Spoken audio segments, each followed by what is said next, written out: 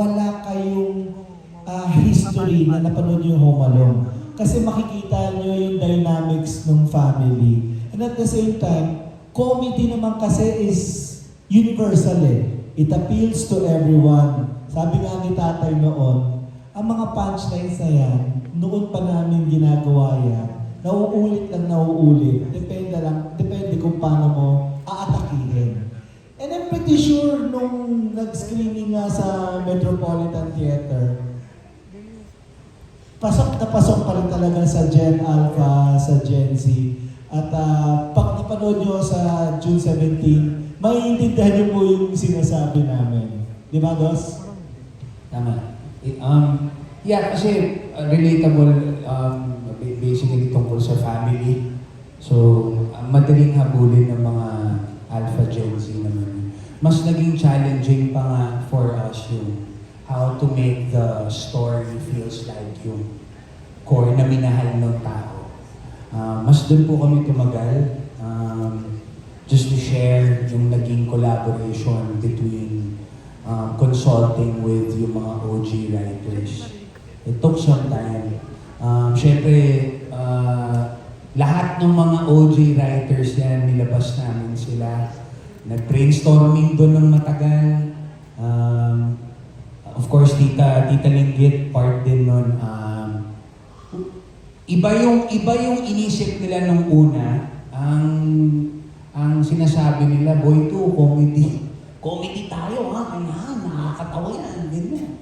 So, kami, mas nakita namin na yes, of course, Home Alone the Real Store. Natural na magiging madulas yung pagpapatawa. Pero kuya, play for truth tayo ngayon. Wala po kaming going back to the POV. Wala pong papalit sa hari ng komedya. Wala pong papalit kay Babalo. Yung POV na to ay actually napunta kay Tita Nanay, closest to tatay. Para hindi kami maligaw, considering na medyo naging challenging din sa amin kasi ensemble. Mahirap i-trim down yun sa isang pelikula lang ng 1 hour and 40 minutes. Pero dahil mas pinili namin maging totoo dun sa pagiging totoo, na yung kulang sa amin, yun yung pinaka-strength namin. Yun yung mas pinili namin. And yung mga bits and pieces ng mga bago ay sinigurado namin, parang ano yan eh, parang sa Marvel, di ba? Pag kunyari gusto mong manood ng pelikula na favorite Marvel movie mo, hindi ka naman pwedeng mag-introduce ng bago agad-agad. Diba? So, kunti-unti yan. So, yun yung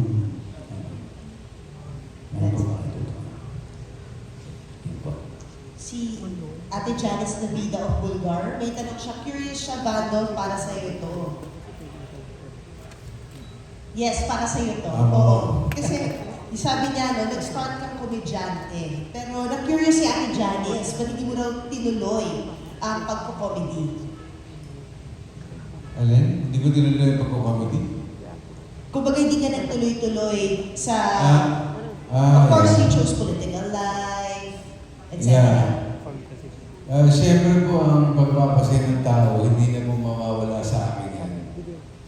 Kasi yan po ang nakita ko sa tatay ko at sa kagita nanay, sa mga OG ng mga komedyante, na pag nagpapasaya ka ng tao, eh parang nabibigay mo ligaya kahit ano man ang pinagdadaanan ng tao sa buhay. Pero siyempre, meron din ay went into politics. Kasi sa politika, sabi nga ng tatay ko, ba't ka magpo-politika? Ang gulo ng politika. Sabi ko lang, hindi naman ako sasama sa gulo eh. Because the perfect politician is you.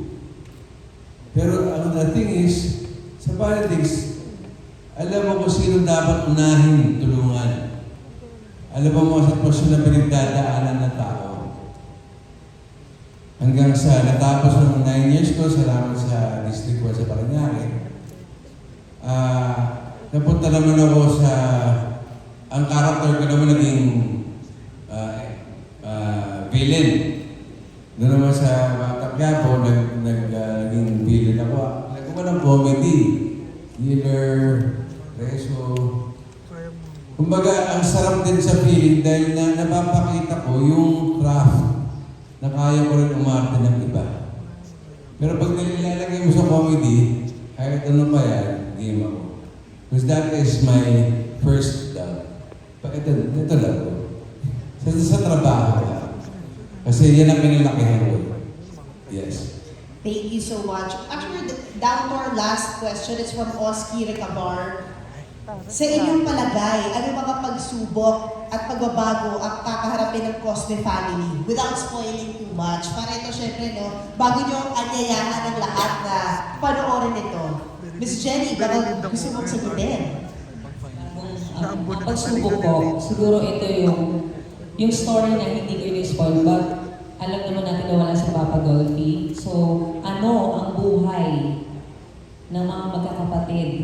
Kasi nangyayari, kaya nga po ang Gen Z ay kaya makarelate dahil nangyayari talaga sa buhay ko. Realidad, may nawawala na pamilya natin, biglang nagkakagulo. So, paano pakakalagan yung pamilya?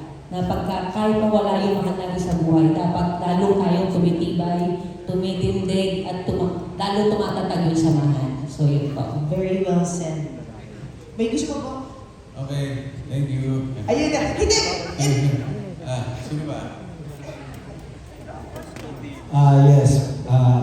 Si Miss Trotti. Ikaw, ano pa ako kinakalabit eh.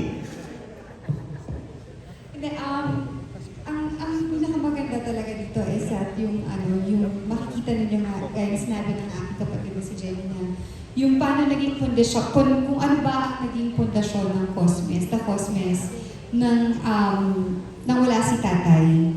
Pero, mararamdaman nyo sa bawat eksena namin na nandiyan ang tatay namin.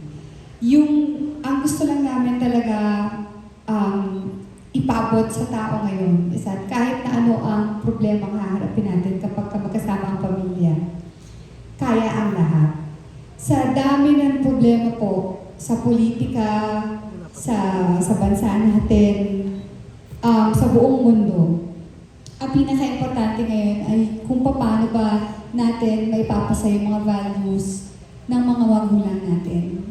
Kung paano natin na-apply yun sa mga anak natin or paano nila, ano ang iniwan nilang legasiya sa atin. So, ang hope lang namin at ang prayer namin is that maitawid namin itong pelikulang to touch other people's lives at ipagpatuloy ang legasiya ng nag-iisang King of Comedy na si Dolphy.